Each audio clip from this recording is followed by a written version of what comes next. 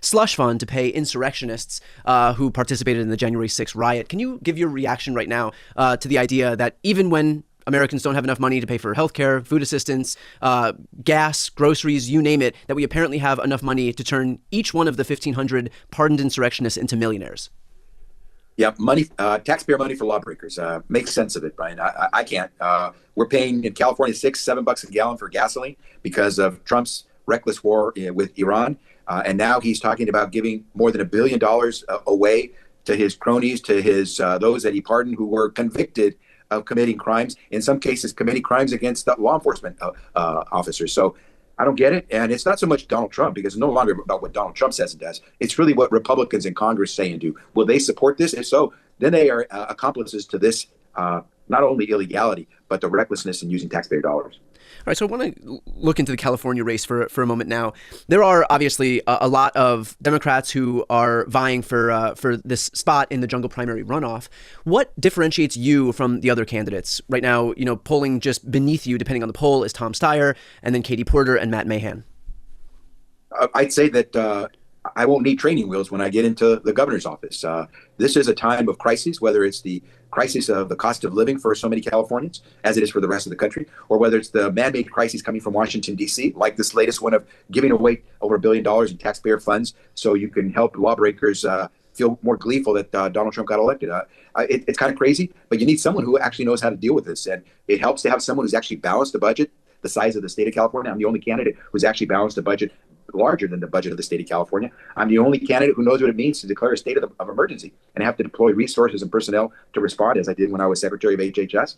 And I'm the only one, as everyone talks about being able to take on Donald Trump, I'm the only one that really did it. I took him on toe-to-toe when I was Attorney General, and not just once, not just twice, but over 120 times. And we beat him in court all the way to the Supreme Court. I defended the Affordable Care Act in the Supreme Court, beat Donald Trump. I defended the DACA program for Dreamers all the way to the Supreme Court and beat him. And so I think people are finally saying that as they look at the candidates, it helps to have someone who won't need training wheels once they enter the governor's office. All right, so let's talk a little bit about three issues that I've been especially focused on: are housing, homelessness, and Hollywood. And I've been speaking with both California gubernatorial candidates, but also LA mayoral candidates. I live here in Los Angeles. But as it relates to some housing reforms that you would like to see, can you speak about what would change under your administration?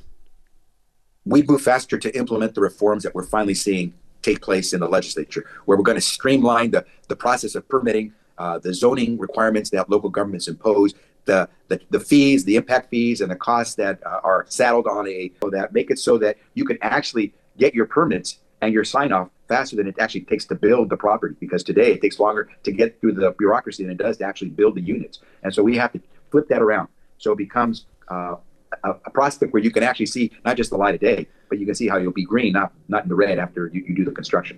And so that can take any number of forms. There are some 40,000 affordable housing units that are actually ready to go, shovel ready. They just don't have the adequate financing, so they're on hold.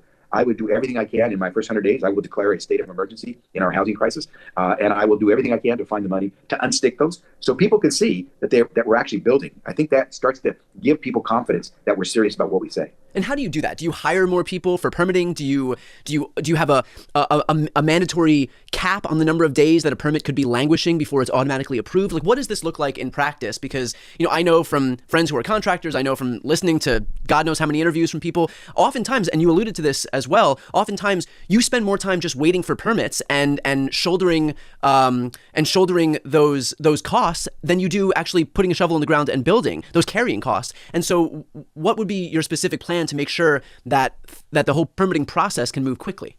Yeah, administrative time limits. The agencies would have shot clocks. They would have a limited amount of time to get the work done. They can't come up with an excuse.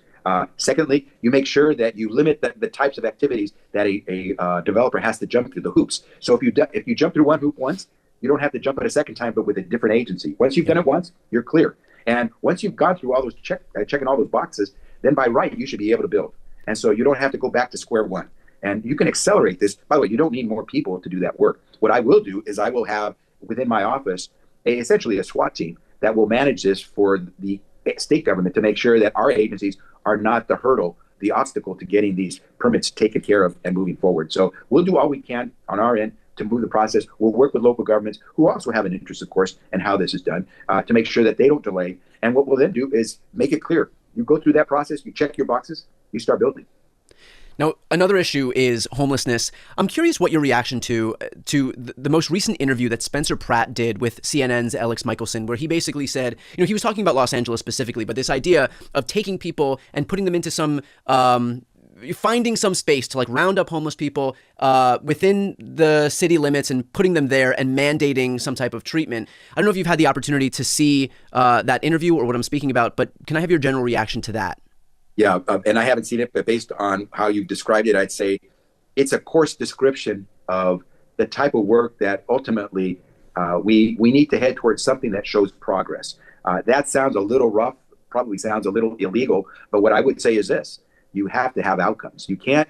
Accountability is the operative word when it comes to homelessness. If we are going to give billions of dollars, and it's been tens of billions of dollars over the last 5 to 8 years that we've given to cities and counties, we're entitled to see results, and that means outcomes. And what I would say is this: if a program that a city employs is not producing results, getting people off the streets, then shut it down. If a program is producing results, then scale it up. Get the money from the program that isn't working and give it to the program that is. But ultimately, to the degree that if Spencer's talking about moving people off the streets, everyone says the same thing. It's just how you do it, so you don't confront the law having done it the wrong way. We all know that the homelessness crisis is just not a homelessness crisis, not a shelter crisis by itself, right? It's a mental health crisis. And if we don't tackle that mental health element along with the drug addiction crisis, then we're never going to resolve it. So I would make sure we're doing that. And quite honestly, as governor, since I don't control the streets of a county or a city, my biggest role will be to make sure people don't become homeless. I will work to improve the programs that we have to prevent people from losing their shelter, because it costs so much more to pick someone off the street, get them stood up, get them cleaned up, get them ready for a job, than it does to help someone who's already working but had a medical emergency that took all their money, or lost their job and they're right now temporarily without work and they're looking for a job. I'll stand you up to keep you housed. That the city had spent roughly $700 million and had gotten a few homeless people off the streets and into facilities, but like a few thousand people on $700 million seems kind of egregious. Would you say that program, would you consider that program a failure? I certainly don't see it anything that spends hundreds of millions to get only a few thousand off the streets. I don't see that as a success. You have to go into the details, obviously, to find out what's going on. But I would want to make sure that we're getting real results for the money. If you think about how many units you can actually build for $700 million, I hate to think of it that way, but if you can't move people off the street when you're spending more money than it takes to build the unit, something's wrong. Yep. Something's wrong. And as I said, I would scrap those programs that aren't really succeeding and then scale up those that are. And there are some that are successful. So I want to move over to the issue of Hollywood. I moved to Los Angeles 15 years ago to be part of the entertainment industry. I remember what it was like to be in this city when it was bustling and working. And I see what it's like now, where we have lost people out of this industry for years and years and years, not only to other states, but other countries who recognize what a lucrative and successful business it is. And so I'm curious what your plan to revitalize the entertainment industry in Southern California would be.